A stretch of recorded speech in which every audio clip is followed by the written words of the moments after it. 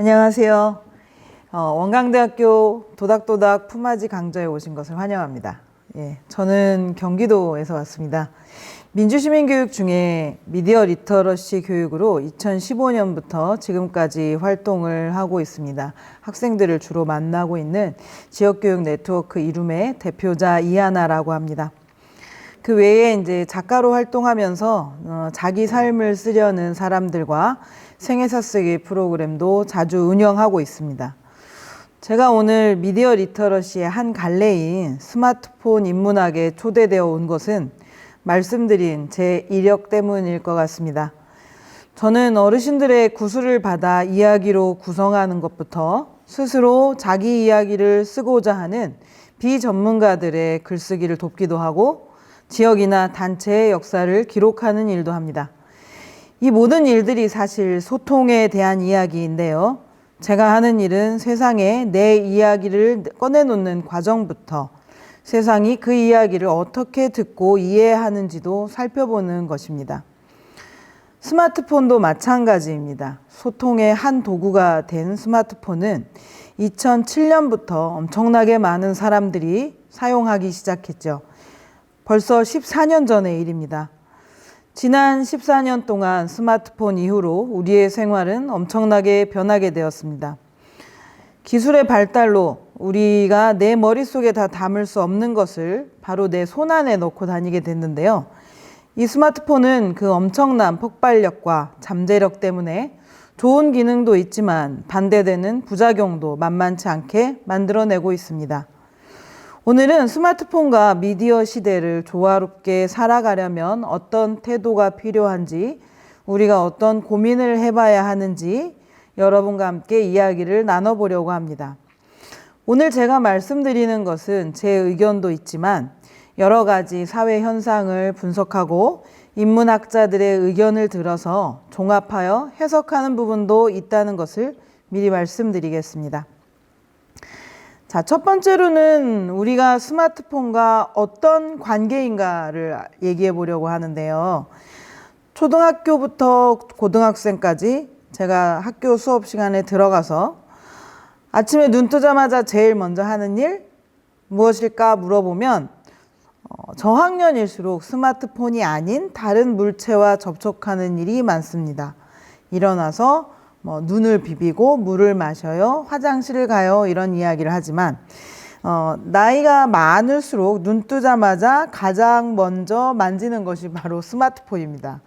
그러니까 어린이들은 가정에서 양육자와 보호자가 통제를 하기 때문에 머리맡에 스마트폰을 두고 자진 않지만 나이가 많을수록 바로 내 머리맡에 스마트폰을 두고 자기 때문이죠.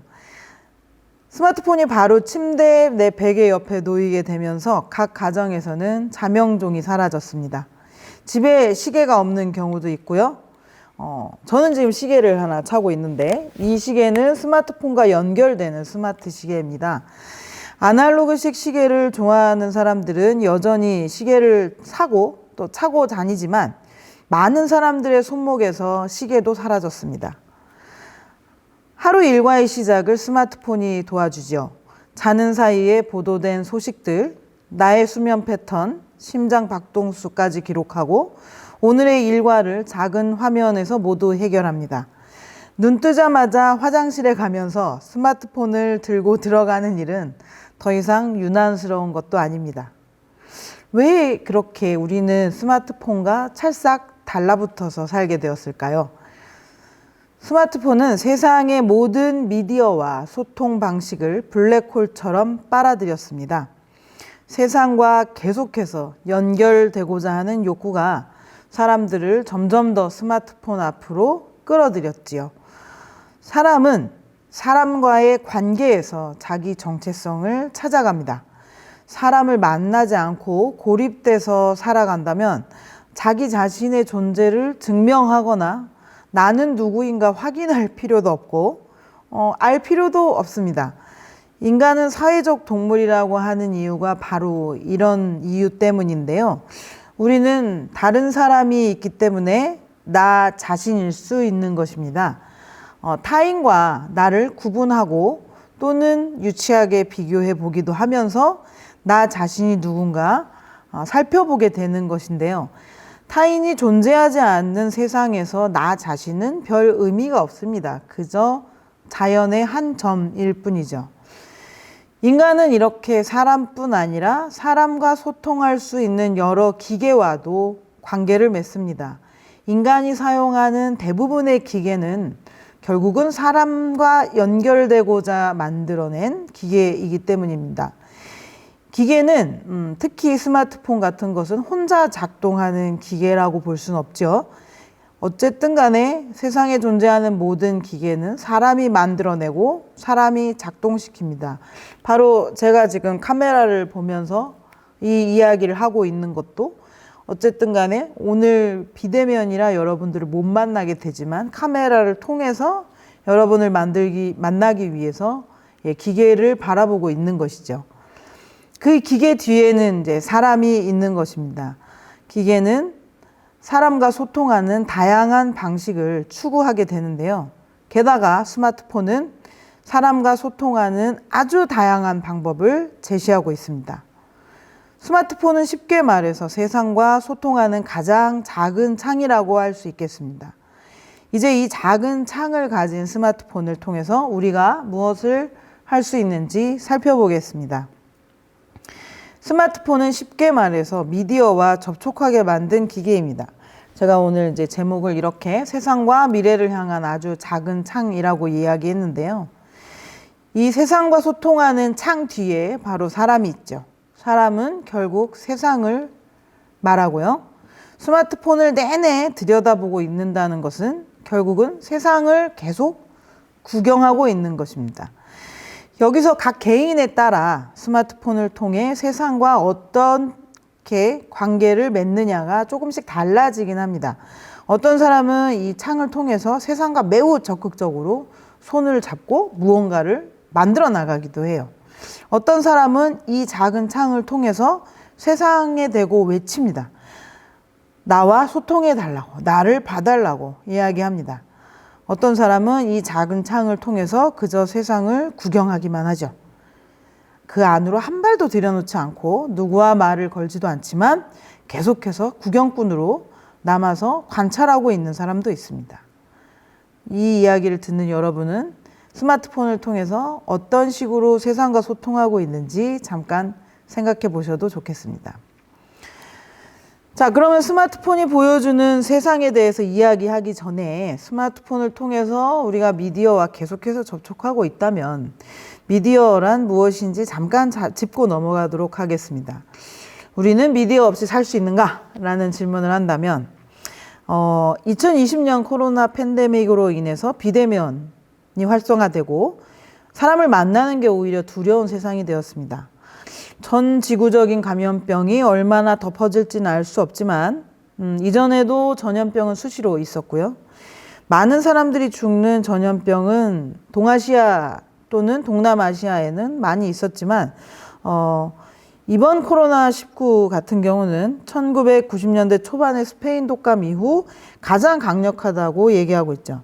학자들은 이 코로나19의 돌연변이가 계속 발생해서 장기적 대처가 필요할 것이라고도 얘기합니다. 어쨌거나 세상은 늘 바이러스와 미생물이 가득한데 이번 케이스는 인간의 면역력이 바이러스와 함께 살아가기 조금 어려워진 정도라고 볼 수 있겠습니다. 사람과 사람이 부딪히고 악수하고 신체 접촉을 하는 것은 어쨌든 간에 서로 가지고 있는 바이러스를 공유한다는 뜻이기도 하거든요. 그런데 코로나19 팬데믹으로 인해서 우리의 삶은 어느 정도 다른 방향으로 바뀌어 가긴 할 것 같습니다. 접촉하지 못하던 습관이 남아서 우리가 마스크를 안심하게 벗고 살 수 있다 하더라도 방역 조치를 잘 지키던 습관이 남아있게 될 수도 있고 이게 바이러스에 대한 개념이 생기게 되면 다른 행동을 하는 데 있어서 조금 두려움이 생길 수도 있을 테니까요. 미디어는 이제 코로나 팬데믹과 같이 사람과 사람이 접촉할 수 없는 상황에서 저 멀리 있는 사람들과 연결시켜주는 역할을 하게 되는데요. 교과서에서 이야기하는 미디어의 정의는 이런 것입니다. 세상에 떠도는 수많은 소식과 정보와 이야기를 도구에 담아 시간과 공간을 초월해 내가 잘 모르는 여러 사람에게 한꺼번에 전달하는 것이라고 말합니다. 어렵죠. 이걸 빨리 제가 초등학교 수업에는 막 여러 버전으로 이야기를 하는데, 이 정의는 이제 고등학교 민주시민 교과서에서 나온 내용입니다. 초등학생들에게 전달하기 위해서 세상에 있는 수많은 소식과 정보와 이야기를 도구에 담아 시간과 공간을 초월해 내가 잘 모르는 여러 사람에게 퍼뜨리는 것을 미디어라고 합니다. 라고 이제 초등학생들에게 얘기를 하는데요. 아이들에게 이제 수업을 할 때 가장 쉽게 드는 예가 아폴로 11호를 타고 달에 갔던 바로 이 사람, 닐 암스트롱을 이야기합니다. 닐 암스트롱은 1969년에 인류가 가본 곳 중에 가장 먼 곳에 간 사람이죠. 아이들은 가장 먼 곳에 갔다 그러면 명왕성이니 화성이니 얘기를 하지만 인류가 가본 곳 중에는 현재까지는 달이 가장 먼 곳이라고 할 수 있습니다. 그리고 1969년의 일이에요. 이 이야기를 52년이나 지나서 지금 우리가 바로 여기서 제 이야기를 듣고 계시는 분들도 바로 이 자리에서 닐 암스트롱이 달에 언제 갔지? 찾아보려면, 또는 그때 영상이나 사진, 또는 달에서 돌아왔을 때의 이 사람의 표정, 이런 것들이 궁금하면 어떻게 하면 되죠? 바로 유튜브나 네이버, 구글 검색 엔진을 활용해서 검색해 보면 됩니다. 그러면 이 사람의 사진과 영상, 그 이후의 인터뷰 등 여러 가지가 바로 내가 앉은 자리에서 또는 누워서도 찾아볼 수 있죠. 이게 바로 미디어입니다. 나와 같은 공간에 있거나 같은 시대에 살고 있지 않더라도 언제든지 찾아볼 수 있습니다. 이렇게 시간과 공간을 초월해서 나는 저 사람과 직접적인 관계가 있지 않고 닐 암스트롱도 나를 알 수 없지만 이렇게 연결해 주는 것을 바로 미디어라고 하는데요. 시간과 공간을 초월해서 소식과 이야기를 전달하는 것입니다. 자, 미디어는 우리가 궁금한 것이 있을 때만 활용하는 게 아니고 그렇지 않다는 건 누구나 잘 알고 있죠. 초등학생, 중학생들이랑 이야기할 때 미디어에 대한 정확한 개념을 이야기해주고 방금 말씀드린 시간과 공간을 초월해 내가 잘 모르는 수많은 사람들에게 퍼뜨리는 것이다 라고 얘기했을 때 저는 미디어를 잘 보지 않아요. 저는 집에 TV가 없어요 라고 이야기하는 아이들도 늘어납니다. 미디어의 홍수 시대이기 때문에 미디어와 거리를 두기 위해서 집안에 TV를 없애거나 어느 정도 컴퓨터를 적게 사용하려고 애쓰는 사람들도 늘어나고 있습니다. 그렇다면 과연 우리는 미디어와 얼마나 떨어져서 멀어진 채 살 수 있을까요? 제가 사진 몇 장을 가져왔는데요. 이 사진은 버스 아닙니다. 제가 살고 있는 지역의 버스인데요. 내가 TV에 전원을 켜지 않았지만 이 버스만 타도 수많은 소식과 이야기들이 소리와 영상을 통해서 전해집니다. 때로는 영상에서 계속해서 어떤 이야기들이 나오고 아래 자막으로는 긴급한 뉴스들이 나오고 버스 기사님은 라디오를 틀어놔서 세 가지 이야기가 계속 나에게 노출되는, 어쩔 수 없이 듣고 봐야 하는 상황에 놓이게 되기도 합니다. 자, 두 번째 사진은 고층 빌딩이나 아파트 단지에 많이 생기는 광고 전광판인데요. 엘리베이터를 타는 그 짧은 시간, 사실 10층 이하인 경우에는 1분이 채 되지 않을 수도 있는데 그 짧은 시간에도 고객을 잡기 위한 광고 전광판이 점점 늘어나고 있습니다. 제가 살던 곳에도 이런 게 생겼었는데요. 별 생각 없이 엘리베이터를 탔다가 각종 정보 또는 서비스를 접하게 됩니다. 배달 서비스를 하는 외식업체, 가정용품 또는 가정 서비스를 광고하는 내용이 계속 흘러나오죠. 쿠팡에서 오늘 당장 치킨을 시켜 먹으면 3,000원을 할인해 주겠다. 이런 이야기들도 나옵니다. 자, 또 하나는 이건 보신 적이 있을 수도 있는데 제가 대부분 이 사진을 보여주면서 여기가 어딜까요? 하고 물으면 대부분 하다가 어디라고 장소를 알려주면 아 하는 감탄사가 터져 나오는 사진입니다. 영화관에 있는 화장실 안입니다. 화장실 문 안, 그 각각의 칸 안에 이런 광고 전광판과 광고판이 점점 늘어나고 있죠. 볼일을 보러 들어갔는데 그 시간도 광고주들이 놓치지 않는 겁니다. 인간의 가장 은밀한 시간까지 미디어가 파고 들어오고 있습니다. 이 사진은 서울의 지하철역입니다. 지하철을 타러 지하로 내려가는 순간 수많은 광고판과 정보들이 시민을 유혹하죠. 그러면서 너 자신을 돌아보라고 외칩니다. 광고들이 계속 얘기해요. 왜 너는 이것을 모르느냐? 왜 당신은 자신을 가꾸지 않느냐? 왜 당신은 이 제품을 사지 않느냐고 광고들이 아우성을 칩니다. 우리가 도시에 사는 이상 이제 미디어와 떨어져서 살기는 어려워 보이죠. 상업 광고에서 완전히 벗어나서 살 수도 없습니다. 특히 한국처럼 시장이 촘촘하게 구성돼서 어디나 틈이 보이면 바로 돈벌이가 판을 치는 사회 구조에서는 더욱더 그렇습니다. 우리가 사용하는 미디어 도구들은 이런 광고뿐만 아니라 소식과 이야기들도 전달하고 있지만 여러 도구들이 계속해서 이런 이야기들을 나에게 쏟아내고 있는 거죠. 자기를 봐달라고, 이 광고를 봐달라, 이 프로그램을 봐달라, 이 이야기를 들어달라, 이 뉴스를 읽어달라고 계속 나에게 말을 걸어옵니다. 우리가 사용하는 이 수많은 것들은 대부분 이제 어떤 도구를 통해서, 기계를 통해서 얘기가 되는데요. 이 기계들은 전자기계가 발전하기 전에 지금도 보는 분도 있지만 이제 점점 그 사용자가 줄어들고 있는 신문, 그리고 대부분 24시간 어디에서나 틀어져 있지만 내가 잘 인지하지 못하는 라디오, 그리고 우리 모든 가정에 가장 좋은 곳에 위치하고 있는 TV. 모든 집의 거실에는 가장 좋은 위치에 TV가 앉아 있죠. 그리고 컴퓨터로 발전했습니다. 그런데 이 모든 기계들을 스마트폰이 흡수했어요. 신문도, 라디오도, TV도, 컴퓨터로 했던 것들도 모두 스마트폰 하나로 해결할 수 있습니다. 처음에 유료를 고집했던 방송사들도 자기들이 만든 컨텐츠를 점점 유튜브나 무료 서비스로 옮기고 있습니다.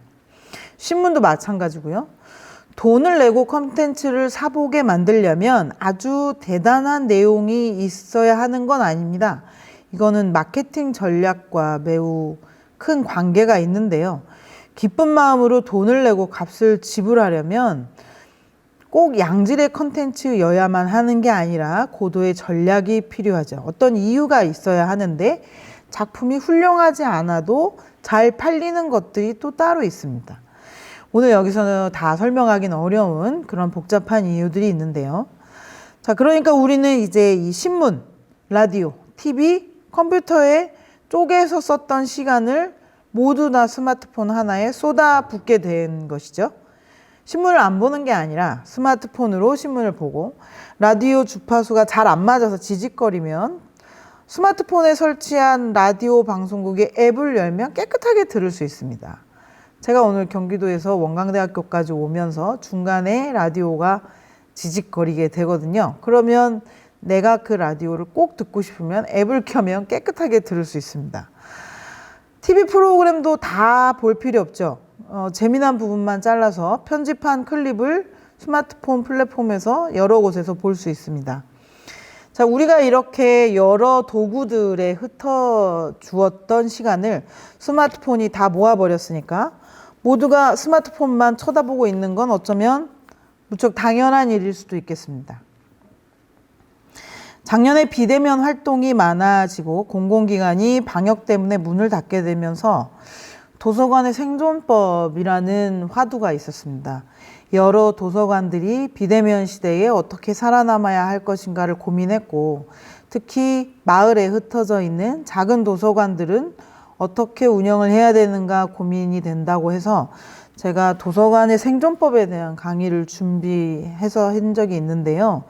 그때 제기됐던 문제는 도서관 운영자들이 대부분 어린이와 청소년의 스마트폰 중독이 너무 심각하다라는 거였습니다. 사실 저는 1년에 100시간 이상 어린이와 청소년들을 강의로 만나는데요. 저는 어린이와 청소년들의 스마트폰 중독이 과연 어른들보다 심각한가? 라는 질문에 대해서 비슷하다고 생각하는 편입니다. 왜냐하면 어린이나 청소년들은 적어도 학교에서 수업을 들을 때는 휴대폰을 보지 않습니다. 그리고 아이들끼리 재미있게 놀 때도 뛰어놀거나 축구를 하거나 이런 경우에도 스마트폰을 쳐다보진 않아요. 하지만 어른들은 회의할 때도 수업을 들을 때도 자기가 자기 돈 내고 가서 듣는 강의를 들을 때도 화장실 갈 때도 수시로 휴대폰을 열어서 확인하고 누군가 나를 부르고 있나? 접촉하려고 하죠. 점점 학교에서 만나는 아이들이 우리 엄마 스마트폰 중독이에요. 카카오톡 중독이에요. 우리 아빠도 게임 중독이에요. 라고 이야기하는 숫자도 점점 늘어나고 있습니다. 2019년에 성인 대상으로 설문조사를 한 내용인데요. 성인들 중에 자기가 스마트폰 중독이라고 이야기하는 수치는 점점 상승하고 있습니다. 이 슬라이드는 2019년에 사람인이라는 곳에서 조사한 내용인데요. 2020년에는 아마 사람을 많이 만나지 못하다 보니까 이 수치가 훨씬 더 높아졌을 것이라고 누구나 쉽게 예측할 수 있습니다. 오죽하면 스마트폰 감옥이라는 상품도 나와서 팔리고 있습니다. 자기가 통제할 수 없으니까 스마트폰을 가둬두는 감옥을 만드는 재미난 상품이 나왔는데요. 이 어른들이 자기가 통제가 불가능하다고 판단해서 스스로 만들어낸 것이죠. 많은 사람들이 스마트폰을 쓰는 것에 대해서 어떤 죄책감을 가지고 있습니다. 왜 그럴까요? 어려서부터 우리가 학습받아온 것, TV 그만 보고 책 읽어라. 놀지 말고 책 읽어라. 이런 얘기들 많이 듣기 때문인데, 자, 그러면 스마트폰 대신에 독서를 하는 것이 옳다고 많은 사람들이 생각하고 있고, 그게 맞다고 보고 있는데요. 그러면 우리나라 사람들이 정말 스마트폰을 그만두면 독서 인구가 늘어날까? 또는 아이들이 스마트폰 중독이 더 심한가? 독서를 그래서 더 덜 하는가? 한번 보겠습니다. 2019년 문화체육관광부의 통계입니다. 이 통계를 보시면 연간 독서율은 성인이 훨씬 낮죠. 학생이 훨씬 더 책을 많이 읽습니다. 그리고 여기서의 독서는 교과서를 제외하고 1년에 한 권 이상 읽은 비율을 얘기하는데요. 1994년부터 이 비율이 점점 내려가고는 있지만 학생들이 어른들보다 훨씬 더 책을 많이 읽습니다. 강요 당하는 것도 있겠죠. 그리고 학교에서 아침마다 독서 시간을 운영하는 이유도 될 겁니다. 2019년에는 거의 2배 차이가 납니다. 학생들이 어른들의 2배 정도 책을 읽고 있다는 얘기인데요. 제가 글을 쓰는 일을 하다 보니까 출판업계 사람들도 많이 만나게 되거든요. 그들이 하는 얘기가 코로나 때문에 다들 집에 갇혀있기 때문에 책이 팔릴 줄 설마 그래도 이전보다는 조금 더 팔리지 않을까라고 했는데 성인들 대상으로 하는 책은 전혀 판매율이 늘어나지 않았고 대신 어린이 책은 아주 약간 상승했다고 합니다. 가정에서 양육자들이 아이들이 도서관을 가지 못하니까 어린이 책은 사준다는 얘기죠. 하지만 자기 거는 사지 않는다는 얘기이기도 합니다. 책을 못 읽는 이유는 이제 이런 것들은 종이책과 전자책에 대한 어떤 통계들인데요.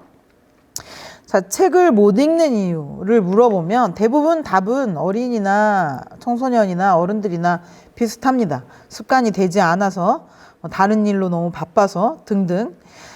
부담스러운 요소죠. 책은 이제 습관이 되어 있어야 조금 더 편하게 읽게 되는데 대부분의 책은 나 자신을 돌아보게 만들기 때문에 계속해서 나를 불편하게 만드는 게 사실 책입니다.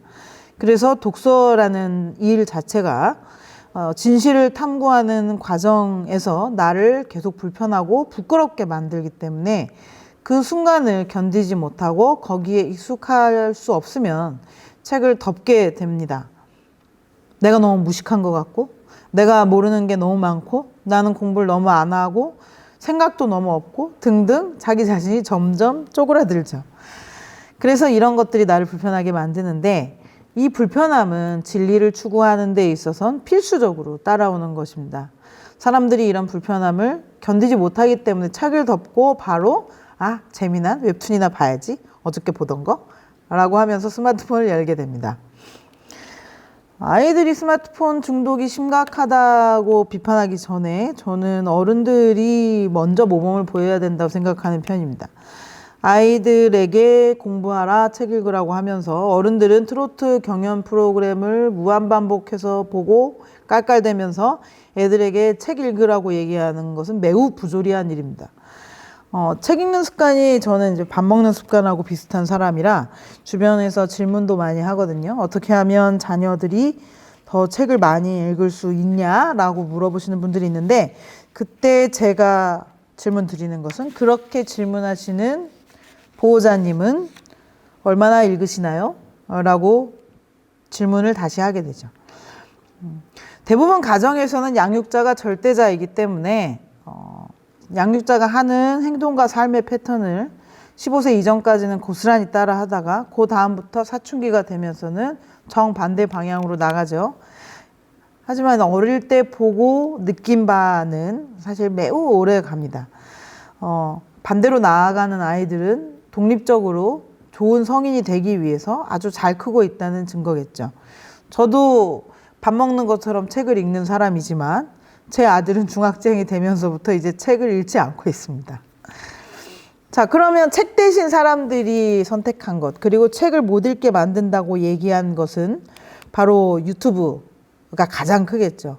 스마트폰에 매달려 있는 사람들이 가장 많이 보는 콘텐츠가, 플랫폼, 미디어가 유튜브로부터 오는데요. 많은 사람들이 유튜브 같은 콘텐츠에 빠져들고 책보다 훨씬 더 유용하다고도 생각합니다. 물론 효율적인 면에서 보면 유튜브가 훨씬 나은 면도 있습니다. 즉각적이고 빠르기 때문인데 아주 쉽죠. 바로 이해할 수 있고 영상으로 보여주기 때문에 즉자적으로 반응할 수 있습니다. 2020년에 이런 통계가 하나 나왔는데요. 2020년 가을 통계니까 상당히 가까운 과거의 일이죠. 1인당 대한민국 인구의 83%가 유튜브 앱을 가지고 있다고 합니다. 자, 그러면 갓난아기 혼자 스마트폰을 가지고 있지 않은 아이들을 제외하고서도 이게 중복되는 수치도 있겠지만 상당히 많은 부분이 사람들이 유튜브를 가지고 있다는 얘기죠. 앱을 깔아놓고 있다는 얘기입니다. 1인당 평균 사용 시간도 한 달에 29.5시간입니다. 물론 개개인을 다 측정했다기보다는 이것은 통계치기 때문에 중복되는 부분도 있겠으나 무시할 수 없는 수치입니다. 10대가 가장 높게 보이실 텐데, 자, 30대와 60대도 크게 차이가 없습니다. 30대부터 60대까지는 유튜브 사용량이 별 차이가 없죠. 유튜브는 이제 산업이거든요. 대기업들이 유튜브에 올라타기 위해서 갖은 애를 쓰고 있기 때문에 30대부터 60대까지 고르게 전 연령대에서 좋아하고 있는 거죠. 다음 그래프를 하나 보시면 요거는 샌드박스라는 MCN 사업사에서 만든 통계인데요. MCN이라는 얘기는 잠시 후에 드리겠습니다. 구독자가 매월 약 6천만 명씩 늘어나고 있는데 코로나 확진자 추세와 유사한 패턴을 보인다고 보고서에 적어놨습니다. 그러니까 사람들이 고립될수록 유튜브로 몰려간다는 것을 볼 수 있는데요. 이 두 번째 장을 보시면 국내 유튜브 제작자 유형이 개인이 훨씬 더 많지만 점유율을 보시면 개인형과 기업형이 고르게 배치됩니다. 이 얘기는 점유율은 사람들이 많이 보는 시청률을 생각하시면 되는데요. 혼자 만드는 유튜브 컨텐츠가 종류는 많지만 그다지 인기를 끌진 못한다라는 얘기가 되겠습니다. 사실 유튜브는 이제 전문가들이 팀을 이뤄서 만들어내는 고도의 전략 상품이 되었고 문화 컨텐츠로 자리를 잡아가고 있거든요. 예, 유튜브가 코로나 이후에 각광받는 것은 홈카페. 예, 레시피를 만들어서 뭐 맛있는 걸 해먹고 이런 장면도 있지만 그냥 영상만으로 보여주는, 다른 사람이 매우 편안하게 쉬는 장면, 그 사람의 티테이블 이런 것을 그냥 틀어놓는 무의미해 보이는 그런 영상들도 꽤 인기를 얻고 있습니다. 그리고 카페에서 들을 수 있는 음악을 계속해서 틀어주는 채널도 상당히 많아지고 있고요. 어떤 곳은, 어떤 채널은 스타벅스에서 나오는 노래만 계속해서 플레이해 주기도 합니다. 또는 요가나 집에서 할 수 있는 건강운동, 또는 많이 다니질 못하니까 다른 데 여행을 다니는 내용, 패션, 헤어, 재테크 같은 것도 도드라지게 많아졌다고 합니다. 이 통계를 만든 곳은 샌드박스라는 회사인데요. 작년에 코로나 때문에 청와대에서 비대면으로 어린이들을 초대하겠다라고 하면서 어떤 게임에 청와대를 만들고 거기에 어린이들이 게임에 접속해서 청와대에 입장하는 이벤트가 있었습니다. 그게 바로 마인크래프트라고 하는 전 세계적으로 매우 유명한 인기가 높은 게임인데요. 게임 안에서 세계를 만들 수 있고 나만의 세상을 구축하고 그 안에서 친구들과 만나서 놀러 다니거나 탐험을 하거나 그 안에서 또 게임을 만들어서 할 수도 있습니다.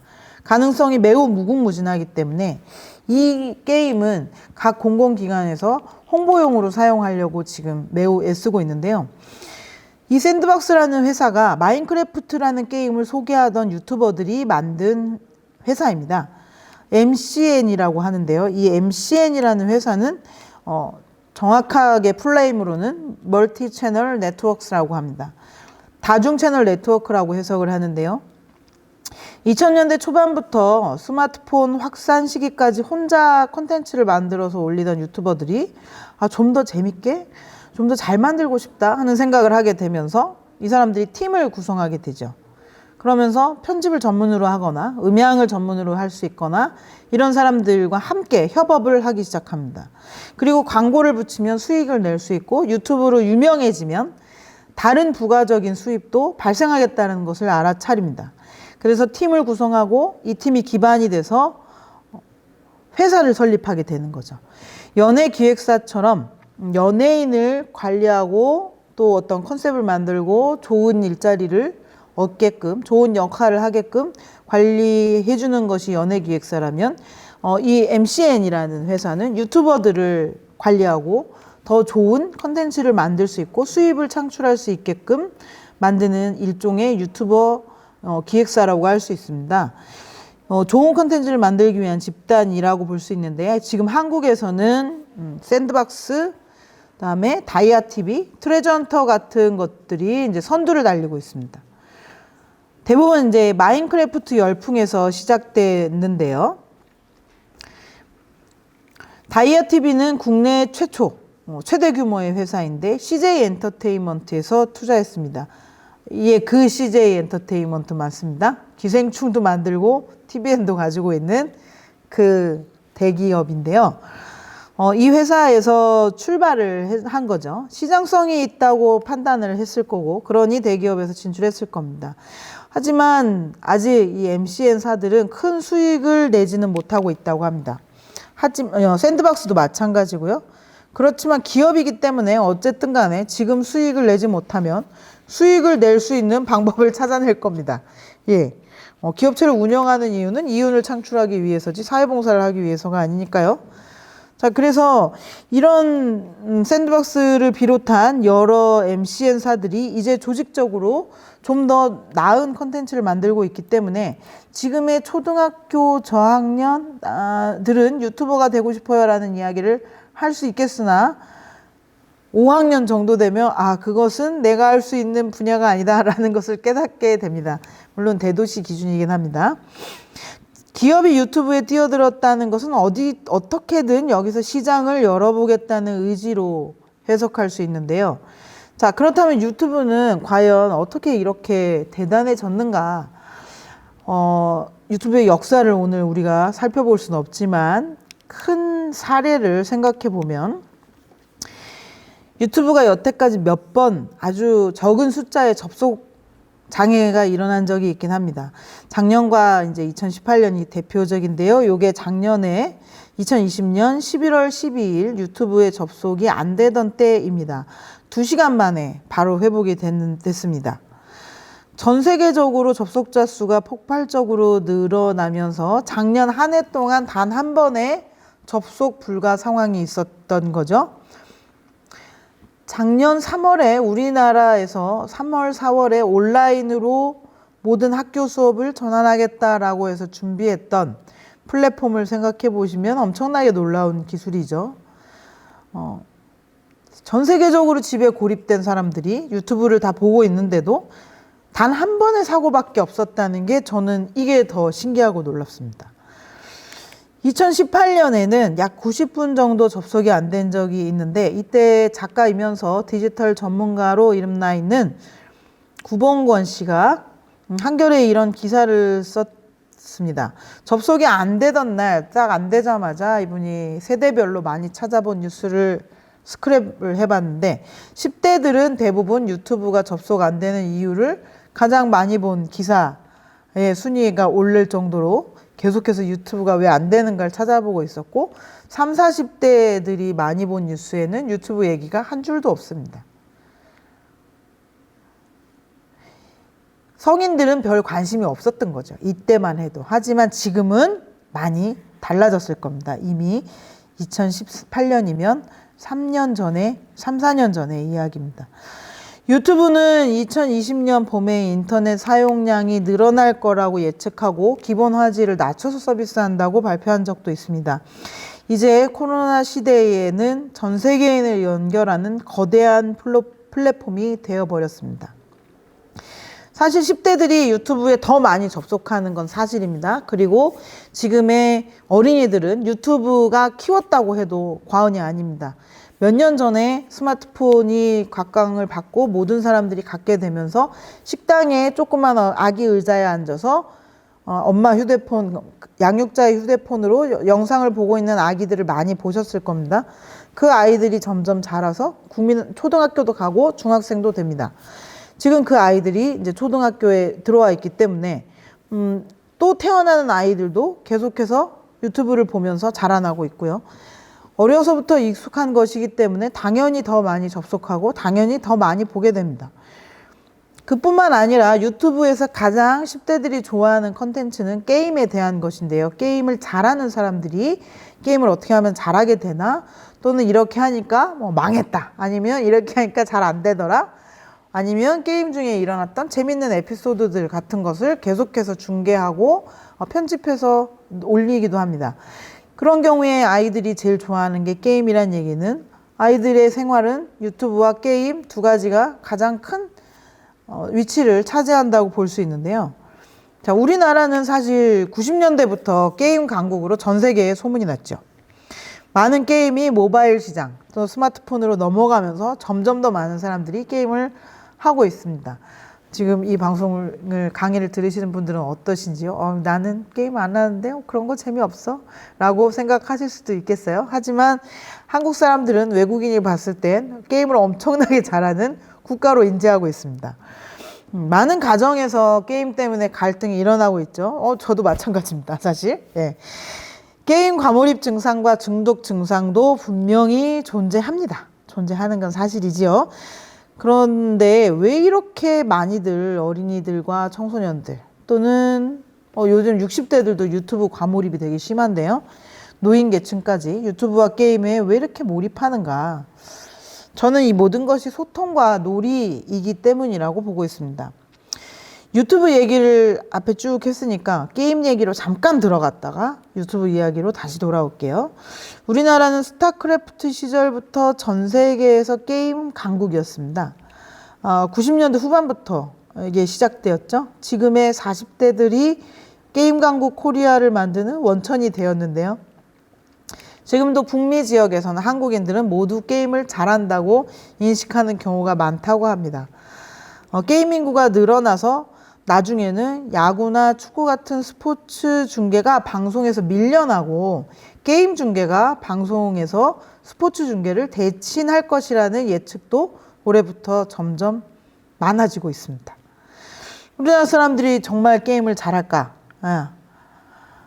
청소년들한테 우리나라 사람들은 왜 이렇게 게임을 잘할까? 라고 물어보면 많이 하니까요. 라고 대답이 나오죠. 그럼 왜 많이 할까? 한국 사람들은 왜 게임을 이렇게 좋아할까? 라고 물어보면 청소년들은 대부분 PC방이 잘 돼 있어서 라는 대답을 제일 먼저 해요. 그러면 PC방은 소비자가 원하는 대로 입맛에 맞춰서 점점 더 좋은 사양들을 갖다 놓고 좋은 사양의 컴퓨터, 더 빠른 인터넷, 아주 푹신한 의자, 매우 편안한 모니터 이런 것들을 갖다 놓게 되는데 서구에서는 미국이나 캐나다, 유럽 같은 나름대로 선진국이라고 알려진 나라에서 상상도 못하는 이런 어마어마한 최첨단 시설의 PC방이 한국엔 왜 이렇게 많이 생길까라고 물어보면 아이들은 다시 원점으로 돌아가죠. 한국 사람들이 게임을 좋아하니까. 자, 관점을 조금 바꿔서 성인들이 모여서 놀면 주로 뭘 하나요? 지금 이 강의를 들으시는 분들은 친구와 만나면 어떤 일을 하시나요? 자녀 양육에 큰 시간을 할애하지 않아도 되고 조금 시간이 여유로워진 50대 이상들은 등산을 제일 많이 하죠. 예. 건강도 챙기고 여가도 즐기고 자연도 만나기 위해서 또는 대놓고 얘기들은 잘 안 하지만 모여서 고스톱 같은 것도 상당히 많이 칩니다. 예. 그 외에도 친구 만나면 주로 뭐 하시나요?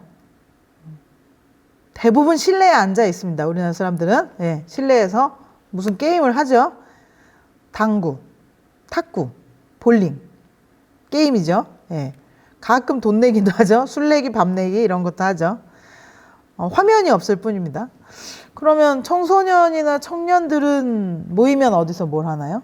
PC방을 빼놓고 코로나가 없던 시절을 생각해보면 술집에 모여서 술 먹거나 카페에 모여서 수다 떨거나 또는 앞서 얘기한 당구장, 볼링장, 노래방 같은 곳에 갑니다.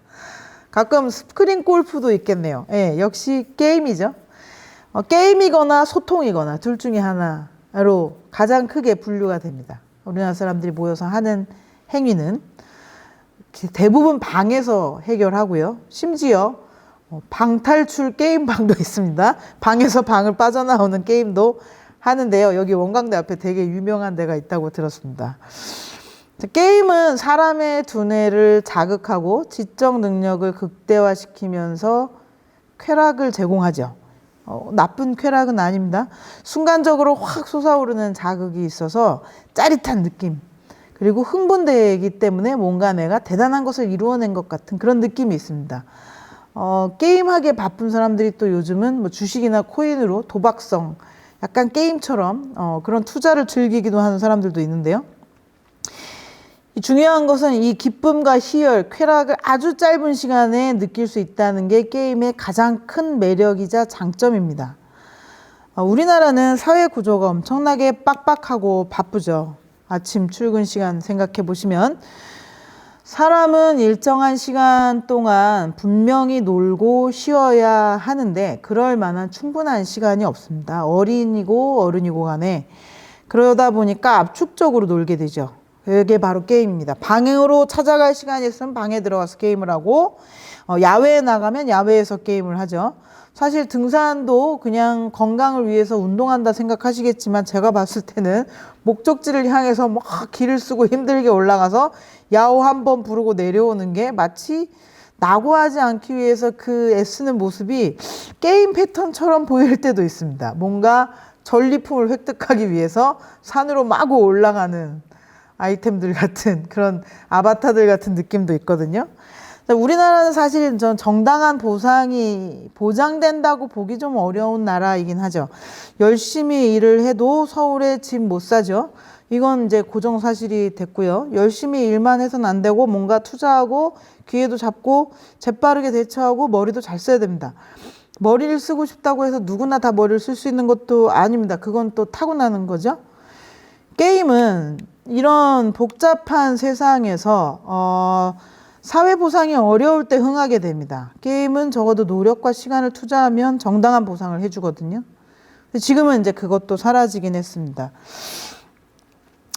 모바일 게임 시장이 되면서 돈을 쓰지 않으면 게임에서는 노력과 시간도 소용이 없어졌어요. 게임도 이제 산업이 되어버렸기 때문인데요. 이게 어느 게이머가 남긴 유명한 말입니다. 천재는 노력하는 자를 이길 수 없고 노력하는 자는 현질을 이길 수 없다. 현질이란 게 바로 게임할 때 현금 결제해서 강력한 아이템을 사서 한 번에 레벨을 올릴 수 있는 그런 걸 얘기하는데요. 이 강의를 듣는 분들이 40대 이상이시라면 어릴 때 놀던 모습을 한번 떠올려 보시면 되겠습니다. 학교 끝나고 집에 가서 가방 내려놓고 딱 튀어나가려고 그러는데 보호자로부터 지청구를 듣죠. 숙제하고 나가너라! 막 이런 얘기를 들으면 숙제 다 하고 이제 밖으로 나가죠. 나가서 마을을 어슬렁거리죠. 친구를 찾아요. 친구네 집에 가보기도 하고 기웃거리기도 하고 주로 나타나는 동선은 경로에 서 있기도 하고 심부름 갔다 오는 친구를 붙잡기도 하죠. 그렇게 친구를 모으느라고 30분에서 1시간 정도가 날아갑니다. 뭐하고 놀까 모여서 궁리하느라고 또 시간이 한 20-30분 흘러가요. 그럼 친구 동생이 나타나요? 나타나서 끼워달라고 징징대고 울어요? 그것도 달래요? 그러느라고 또 시간이 지나가죠. 자, 본격적으로 놀기 시작하면 중간에 싸웁니다. 누가 다치고 넘어지고 울고 이러면서 싸우고 화해하고 룰을 조정하고 동생이 왔으니까 깍두기 끼워주고 다시 규칙 교정하고 이런 일이 반복되면서 한 번 놀으려면 서너 시간이 후딱 사라졌었습니다. 지금은 어떤가요? 97년 IMF 이후에 개인 경쟁이 치열해질 뿐만 아니라 그것이 매우 당연한 것이 되면서 아이들은 학교 끝나고 학원에 가는 일이 당연해졌습니다. 소도시에서는 놀 수 있을 거다. 농촌 지역은 애들이 뛰어놀 수 있다라는 대도시 사람들의 편견도 있는데 사실 오히려 농촌 지역일수록 일이 많아서 아이들을 돌볼 여력이 없기 때문에 더 셔틀버스로 실어 나르는 사교육에 더 많이 보낸다는 이야기들도 하죠. 아이들이 성장 과정에서 노는 것은 학습만큼 중요합니다. 놀이는 의사소통, 상호작용, 협상, 토론을 자연스럽게 배우게 하는 고도의 지능 발달 과정인데요. 이 과정을 상실하면 제대로 성장할 수 없습니다. 제대로 성장할 수 없다는 것은 세상에 나가서 다른 사람과 어울리지 못하고 자기가 무엇을 어떻게 대처하는지 위기 대응 능력이 현저히 떨어집니다. 놀이는 계속해서 크게 사고 나지 않을 위험을 알려주거든요. 경험해 보는 것이죠. 그래서 본능적으로 이런 능력을 키워야 사람은 생존율이 높아지는데 아이들은 그렇기 때문에 이 과정을 어릴 때 습득하기 위해서 자연적으로 놀이를 찾을 수밖에 없습니다. 이 과정을 잃으면 세상에서 도태된다는 것을 본능적으로 알고 있죠. 그런데 세상을 살아나갈 지혜를 배울 놀이 기회가 점점 줄어들기 때문에 아이들이 어떻게든 압축적으로 놀 방법을 찾습니다.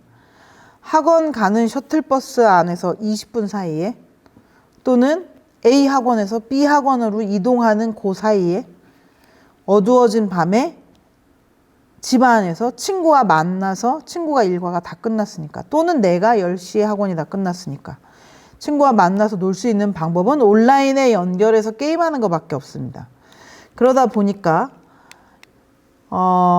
시간과 노동, 현금까지 동원해서 최대한 짧은 시간에 놀게 되는 거죠. 자, 다시 유튜브 얘기로 돌아가 보면 얼마 전에 아동학대로 사망한 어린이가 있었는데요. 어느 시사 르포 프로그램에서 이 과정을 취재하면서 희생된 어린이가 평소에 유튜브에 컨텐츠를 올리고 동영상을 마구 찍어서 되게 대수롭지 않게 올린다는 거죠. 그리고 댓글로 사람들과 소통을 해왔다고 합니다. 양육자는 이 행동을 매우 이상한 행동이라고 생각했다고 해요. 지금의 어린이들은 영상 매체에 매우 익숙해졌기 때문에 글자로 자기 마음을 표현하는 것보다 동영상을 촬영하면서 자기 마음을 표현하는 것이 훨씬 더 쉽습니다. 아마 그 희생된 어린이는 더 많은 사람과 소통하기 위해서 유튜브를 선택했을 겁니다. 엄마가 떠나버렸거든요. 어린이에게 주 양육자는 세상을 배우게 하고 가르쳐주고 세상으로 나가는 유일한 터널입니다. 이 터널이 막혔다고 느낀 아이는 스마트폰이라는 작은 창을 통해서 세상으로 나가고 엄마와의 채널도 회복하려고 했을 거예요. 세상과 연결해주는 엄마를 대신해서 유튜브를 들여다봤을 거고 내내 카카오톡을 통해서 엄마와 소통한 것으로 알려졌습니다. 어린이뿐 아니라 청소년, 청년, 성인에 이르기까지 다양한 SNS를 점점 더 많이 사용하는 것도 바로 이런 이유입니다. 우리는 시민의식이 점점 높아지고 있고 박근혜 탄핵 사건으로 인해서 무언가 성취했다는 공동의 책임감도 있습니다. 세상에 할 말도 많아졌고요. 의견도 다양해졌죠. 그리고 점점 수준이 높아집니다. 인권의식도 아주 높아졌어요. 한국은 분단사회라는 한계가 있기 때문에 끊임없이 자기증명을 해나가는 습관이 있습니다. 정치적인 이유가 있고 전쟁을 겪은 역사 때문에 계속해서 나를 자기증명하는 습관이 모든 사람들의 유전자에 남아있다고 보는데요. 내가 뭘 좋아하고 내가 어떤 성향을 가지고 있고 또 나는 누구의 편에 서 있고 이런 게 이제 자기증명입니다. 한국 사람들은 SNS를 통해서 계속 자기증명을 스스로에게 해내고 타인에게 자기증명을 또 전달합니다. 아무도 물어보지 않은 일을 SNS에 계속 게시하면서 스스로를 측정하고 다른 사람에게 판단받기를 기다려요. 나 잘 살고 있나? 라는 질문을 계속 던지는 겁니다. 세상과 단절된 신체 접촉이 불가능한 세상에서 사람들은 유튜브를 통해서 세상에게 손을 내밉니다. 인간은 타인이 존재하지 않는다면 스스로의 정체성을 규명할 필요도 없고 자기 자신의 정체성도 사라진다고 아까 말씀드렸잖아요. 구별되기 때문에 나라는 인간으로 설 수 있기 때문입니다. 자, 그래서 나의 정체성을 잘 모르겠을 때 SNS나 게임에 함몰될 수 있습니다. 스마트폰의 부작용을 두려워하는 것은 아마 낯선 것이기 때문일 텐데요. 우리는 낯선 것을 배타시하는 습관이 있고 그건 인간이라서 그렇습니다. 인간은 익숙한 것이 안전하다고 배웠고 낯선 것을 완전히 익히기 전에는 당연히 위험하다고 느끼기 때문이죠. 이거는 원시시대부터 생명을 지키기 위해서 해왔던 자연스러운 생존 본능입니다. 스티브 잡스가 2007년 애플에서 아이폰을 발표하면서 그게 최초로 보이겠지만 사실 이전에도 스마트폰이라고 개발된 것들이 있었습니다. 그런데 기계만 있다고 보급될 순 없죠. 인터넷망을 이용해야 하고 이동할 때도 사용할 수 있어야 되기 때문에 와이파이로 통칭되는 무선 인터넷망이 전 세계에 동시에 깔리기 시작하면서 스마트폰의 위력이 나타나게 됩니다. 우리나라는 삼성에서 2010년 갤럭시를 출시하면서 스마트폰 사용자가 급증했는데요. 몇 가지 스마트폰이 가져온 혁명적 사례를 보여드리겠습니다. 자, 첫 번째 사진은 이 사진을 보고 무슨 사진인지 혹시 유추가 가능하실까요? 흙바닥이고 엄청나게 많은 충전기가 꽂혀 있습니다. 스마트폰을 충전하고 있는 것 같죠? 사람들의 손이 조금 거뭇거뭇하기도 하네요. 신발이 지저분합니다. 이 사진을 딱 제시하면 청소년들이 스마트폰 중독이요 라고 얘기하는 경우가 있는데 이 사진은 꽤 오래전 일이죠. 2015년, 2016년 이때쯤에 있었던 시리아 난민들의 나침반이 되었던 스마트폰입니다. 내전이 발생해서 난민이 생기고 그 나라를 떠나서 도망치려면 망명을 하기 위해서는 브로커가 필요했습니다. 수천만 원, 우리나라 돈으로 따지면 수천만 원에 해당하는 비용을 주고 어디까지 데려다 주는 것이 브로커들인데 사실 이것은 불법적인 일이고 국경을 초월해서 하는 일이기 때문에 누구의 관리 감독이나 통제도 없어요. 브로커가 내 돈을 받고 모른 척 해버리거나 나를 버리고 가버려도 누구에게 책임을 물을 수 없습니다. 매우 위험한 일입니다. 하지만 그 나라에 머물러 있으면 죽을 게 뻔하니까 살 가능성 10% 20%밖에 안 되더라도 나가보자 라는 것이 난민들이 택하는 도주의 길인데요. 이전에는 모두 브로커에게 거액의 돈을 주고 망명을 했다면 이제는 스마트폰만 연결되면 트위터를 통해서 어느 해안이 열렸고 어디에서 망명자를 몇만 명까지 받아준다고 발표했다라는 정보를 교환하면서 GPS 연결하고 스스로 배를 구해서 유럽으로 넘어오는 사람들이 많았습니다. 브로커들이 설 자리가 많이 줄어들었다는 이야기까지 있었죠. 자, 그리고 최근에 2021년 지금 미얀마 시위대가 SNS를 활용하고 있다는 소식입니다. 젊은 세대들은 SNS를 잘 활용할 수 있고 아직 미얀마에서 트위터와 같은 것들을 차단하지 못하고 있기 때문에 평범한 사람들이 계속해서 목소리를 내고 있습니다. 자, 또 한 가지는 몇 년 전에 있었던 일이죠. 허리케인 샌디입니다. 미국에서 허리케인이 몰려와서 사람들이 전기 공급이 다 끊겼어요. 미국은 기름이 없으면 도저히 생활할 수 없는 나라이기 때문에 사람들이 주유소 정보를 필요하게 됐습니다.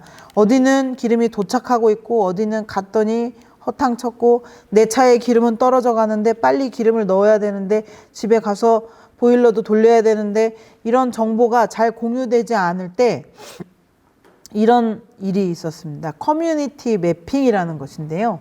많은 사람들이 지도 위에 구글의 무료 서비스를 이용해서 점을 찍을 수 있습니다.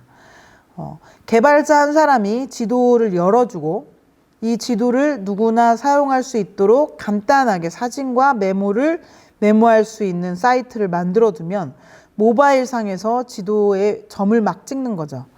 그러면서 상황을 서로 공유하는 거예요. 한꺼번에 300명이 점 하나씩 찍으면 300개의 점이 1분 안에 발생할 수 있고 30명이 10개씩 찍어도 마찬가지입니다. 여기에 보이는 이 수많은 점들이 빨간 점은 떨어진 것, 기름이 없는 것, 노란 것은 기름이 오는 중, 초록색은 이미 기름이 다 도착한 주유소, 이런 표시들을 얘기합니다. 이런 일들도 있었고요. 그래서 이 커뮤니티 매핑이 한국으로 넘어와서 지금 서울의 커뮤니티 매핑 센터라는 곳이 있는데, 자, 청소년들이 스마트 기기를 이용해서 거리에서 미세먼지를 측정해서 실질적으로 내 삶에 도움이 되는, 내가 느낄 수 있는 정보를 알아본다거나 또는 이렇게 장애인들과 함께 장애인 접근성이 좋은 곳을 찾아보는 작업도 함께 합니다. 이게 스마트폰이 있기 때문에 가능한 일이죠.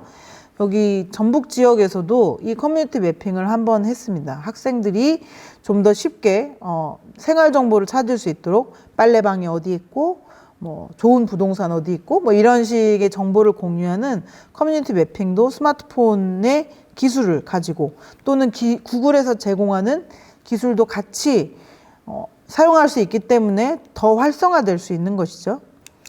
그리고 또 하나는 스마트폰 이후에 시각장애인들이 더 기계와 정보에 접근하기 좋아졌습니다.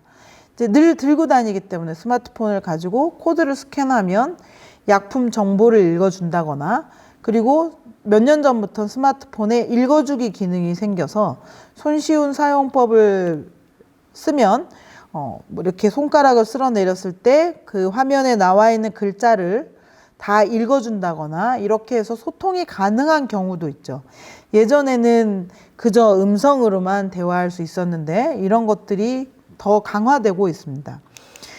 그리고 코로나 때도 아까 말씀드린 그 커뮤니티 매핑과 마찬가지로 내 주변의 마스크 정보를 입력하는 활동도 있었는데요. 이거는 시민들이 참여하는 것에 큰 의미가 있고, 시민들이 참여하는 지도와 또는 네이버나 카카오톡 같은 데서도 계속해서 마스크 정보를 업데이트 했었죠. 그리고 지금 스마트폰이 없었으면 우리 출입자 명부 기재하는 것도 너무너무 어려웠을 겁니다. 지금은 QR코드만 스캔하면 누구나 왔다 갔는지 금방 알게 되니까요. 그리고 AR을 활용한, 이거는 증강현실이라고 하는데요. 포켓몬을 잡는 포켓몬고라는 게임입니다. 거리에 나가서 AR 모드로 키면 이 거리에 포켓몬들이 숨어 있어요. 그러면 그걸 이제 볼을 던져서 잡는 가상현실과 실제 현실을, 실생활을 병합해서 사용하는 게임인데요. 이게 치매 노인이나 또는 내가 가볼 수 없는 곳이나 이 기술을 접목해서 학습력을 높이고 어떤 교육과 훈련용으로도 충분히 활용할 수 있는 가능성이 이미 많이 열려 있다는 얘기입니다. 자, 이런 다양한 사례들이 있는데 결국 그럼 스마트폰은 그저 재미있는 또는 단편적인 정보인가? 사실은 스마트폰이 해줄 수 있는 것은 정보의 평등입니다. 누구나 가지고 있고 어디로 들어가는지만 알게 되면 자격을 부여받지 않고도 누구나 정보에 쉽게 지금 당장 접속할 수 있습니다. 뉴스에 어떤 대단한 일이 떴다라고 하면 컴퓨터를 가진 사람만 또는 그 뉴스에 접근할 수 있는 사람이 구분되어 있는 것이 아니라 내가 스마트폰을 가지고 있으면 이 자리에서 바로 정보를 확인할 수 있으니까. 자, 그렇게 되면서 SNS라는 도구를 통해 커다란 광장에 모이게 되고 결국은 더 많은 자유와 더 많은 평등을 추구하게 되죠. 궁극적으로는 시민권의 회복을 돕는 데 스마트폰이 크게 일을 하게 됩니다. 더 많은 정보를 평등하게 나눠 갖는 것이 스마트폰이 하는 일이라고 할 수 있겠습니다. 미디어가 점령한 세상에서 우리는 어쩌면 스마트폰을 통해서 전 세계 시민과의 네트워크로 더 나은 세상을 만들어 나갈 수 있을지도 모르겠습니다. 많은 사람들이 우려하는 대로 스마트폰에 과몰입되어 있는 경우, 또 모든 일을 스마트폰으로만 해결하려고 하는 것, 또는 스마트폰이 제공하는 미디어 중에 자극적인 것만 취하게 될 때 우리는 지적 방어권을 상실하게 되기도 하고 남들의 이야기가 마치 내 이야기인 것처럼 착각할 수 있습니다. 내가 SNS에서 본 남의 의견이 마치 내 의견인 것처럼 나도 원래 그렇게 생각했었던 것처럼 혼동하게 되는 건데요. 이게 계속해서 남들과 접속하고 그 사람들 사이에 끼어 있으면 당연히 인지의 혼란이 오게 됩니다. 그래서 저는 초등학생들하고 이런 수업을 하고 있어요. 학교에서는 사실 처음에 그만 보게 해주세요. 덜 보게 해주세요. 과몰입과 중독을 막아주세요. 이런 것들을 요구하는데 제가 그런 것을 할 수는 없고요. 중요한 건 스스로 얼마나 알고 있느냐를 파악하고 이거를 어떻게 실천할지 서로 의논해 보는 거죠. 그래서 초등학교에서 하는 수업 내용을 잠깐 소개해 드리면 아이들하고 착한 미디어와 나쁜 미디어라고 되게 이분법적으로 쫙 나눠요. 요거는 이제 3학년, 4학년 정도에 해당이 되는데 왜냐하면 어린이들은 좋은 것, 나쁜 것 두 가지로 분류하고 비교해서 선하다, 나쁘다의 개념으로 학습을 해나가야 됩니다. 그 이상의 개념, 늘 좋은 것만 있지 않고 늘 나쁜 것만 있지 않다. 세상은 다중성과 양면성을 가지고 다양한 면을 가지고 있다라는 것을 이해하려면 조금 더 커야 됩니다. 한 6학년 정도 돼야 한 사람이 다양한 면모를 가지고 있어서 이 사람이 꼭 좋은 사람만은 아닐 수 있다라는 걸 이해하게 되기 때문에 아이들에게는 일단 이분법적으로 쉽게 설명을 하는데요.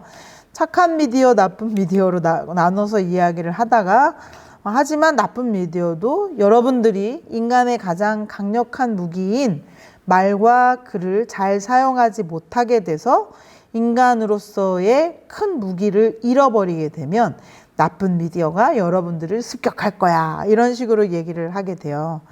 그러면 이제 아이들은 이렇게 얘기해 주니까 상당히 쉽게 이해를 하더라고요. 그래서 언제든지 미디어나 스마트폰은 나쁘게 변해서 여러분에게 유혹하고 나쁜 짓을 하라고 계속해서 말을 걸어올 텐데 그럴 때마다 이들을 물리칠 수 있으려면 내가 내 마음의 소리를 잘 듣고 내 말과 내 글을 통해서 내 생각을 잘 길러놔야 미디어 괴물을 물리칠 수 있다라고 설명을 합니다. 사실 인간이 동물과의 가장 큰 차이점이라고 하면 두뇌의 크기와 그 두뇌로 인한 말과 글의 능력일 겁니다. 사실 사람은 캥거루하고 싸워서도 이길 수 없고 아주 커다란 고양이와 싸워도 큰 상처를 입게 될 거예요. 자연계에 아무 도구도 없이 벌판에 뚝 떨어진 인간은 바로 도태될 겁니다. 사라지겠죠. 그런데 인간이 여태까지 이렇게 인류를 끌고 오면서 거대한 문명을 이룰 수 있었던 것은 표현할 수 있는 능력, 말과 글, 그 바탕이 되는 생각입니다. 그래서 이 생각을 어떻게 지키는 것이 인간의 그 무기와 방패가 되는데요. 이 아이들과 착한 미디어, 나쁜 미디어에 대한 이야기를 하면서 그러면 내가 나의 말과 글을 미디어와 싸워서 이길 수 있도록 잘 유지하는 방법 몇 가지를 이제 제시해요. 그러면 유튜브 같은 걸 한 편 보고 난 다음에 친구나 가족에게 소개하는 글을 쓴다. 이제 독후감과 똑같이 영상에 대해서도 감상문을 쓰게끔 하는 거죠. 그리고 또 하나는 글쓰기가 너무 어려우면 친구나 가족에게 나 혼자만 하지 말고 내가 좋아하는 미디어에 대해서 설명하도록. 이거는 사실 가정 내에서 서로 들어주는 환경이 되어야 됩니다. 너 그걸 왜 그렇게 좋아하니? 라고 얘기했을 때 나는 이만저만해서 좋아요. 라고 대답할 수 있어야 되죠. 그 대화를 들어주는 사람이 없으면 이 아이는 다시 유튜브로 돌아가겠죠. 그리고 또 하나, 하루에 영상이나 게임을 미디어를 1시간 정도 접하면 책도 그와 같은 분량으로 읽기, 이런 게 있습니다. 그리고 매우 중요한 것, 각 가정에서 가장 잘 되지 않는 것이라 아이들에게 이걸 실천 과제로 줬을 때 어려울 것 같다라는 대답이 가장 많이 나오는 실천 과제는 잠자기 1시간 전에 모든 미디어를 끄는 것입니다. 블루스크린으로 인한 그 라이트, 불빛, 소리 모든 것을 다 떠나서 이 미디어는 끊임없이 사람을 각성하게 만들고 그리고 혼란스럽게 만듭니다. 스스로 생각할 수 없게 만들기 때문인데 이 계속해서 자극받은 뇌는 잠자는 사이에서도 충분하게 숙면을 하지 못하고 계속해서 꿈을 헤매게 되죠. 그럼 피곤한 상태로 일어나고 결국은 그 피곤함에 익숙해집니다. 몇 년 동안 익숙해져서 내가 피곤한지 안 피곤한지도 모르게 되죠. 그래서 아이들에게 이 얘기를 하면 저희 집은 어려울 것 같은데요. 저희 집은 잘 안 돼요. 아빠가 배 위에 리모컨 올려놓고 자요. 이런 경우도 많이 있습니다. 가정에서도 한번 활용해 보시거나 아이들과 어떻게 하면 우리가 이 미디어를 바라볼 수 있을까에 대해서 의논해 보는 자료로 사용하셔도 좋을 것 같습니다. 사실 미디어는 이제 우리 세상을 점령한 것이나 다름없고 여기서 더 달라지진 않을 겁니다. 그러나 미디어 리터러시라는 교육이 우리의 말과 글이 아직 남아 있습니다. 이 미디어 리터러시는 지적 자기 방어 능력이라고 쉽게 설명할 수 있는데요.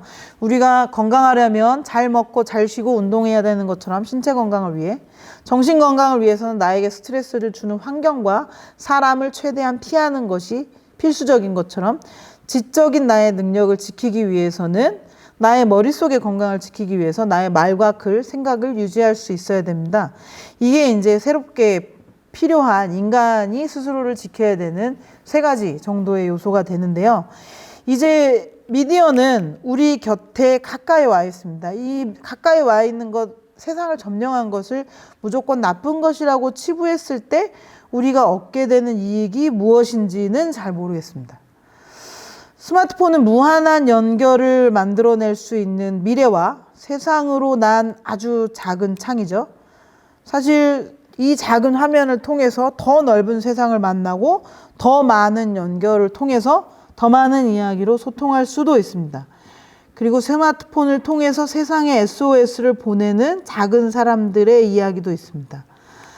우리가 이 작은 창을 어떻게 활용하느냐는 내가 이 창을 미워만 할 것인가 또는 긍정적으로 내 삶으로 끌어들여서 잘 활용해 볼 것인가, 그리고 내가 잘 모르겠을 때 나의 공동체 내에서 나의 구성원들과 함께 의논해 볼 것인가, 이것은 모두 스마트폰을 가진 개인들의 역량과 태도에 달려 있을 것 같습니다. 네, 스마트폰은 나쁘다고 보기에는 장점이 상당히 많죠. 어떤 물건이든 인간이 만들어낸 것이고 그 뒤에 인간이 있기 때문에 이 기계와 함께 얼마나 조화롭게 살아갈 수 있을지 여러분께서 선택하시는데 저의 오늘 1시간 이야기가 조금이나마 도움이 되었으면 좋겠습니다. 감사합니다. 여기서 마치겠습니다.